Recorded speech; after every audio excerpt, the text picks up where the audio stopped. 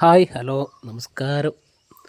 നിങ്ങൾ ഈ പൂക്കൾ ഒന്ന് കാണുമ്പോൾ ഒരു 80s 90s കിഡ്സൊക്കെ ആണെങ്കിൽ അറിയാൻ പറ്റും.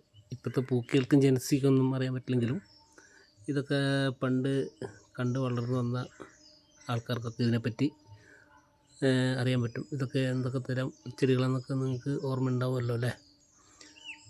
അപ്പം ഇതിനെപ്പറ്റിയുള്ള അഭിപ്രായങ്ങളും നിർദ്ദേശങ്ങളൊക്കെ ഒന്ന് കമൻറ്റ് ആയിട്ട് രേഖപ്പെടുത്തുക. ഇഷ്ടപ്പെട്ടാലൊന്ന് ലൈക്ക് ചെയ്യുക. ഇങ്ങനെയുണ്ട്.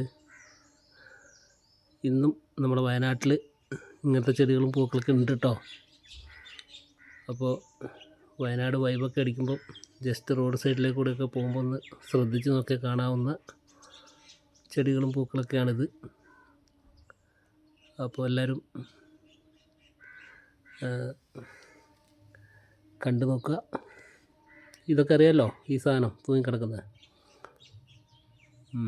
അപ്പോൾ ഇതൊക്കെ ഒന്ന് പറയും.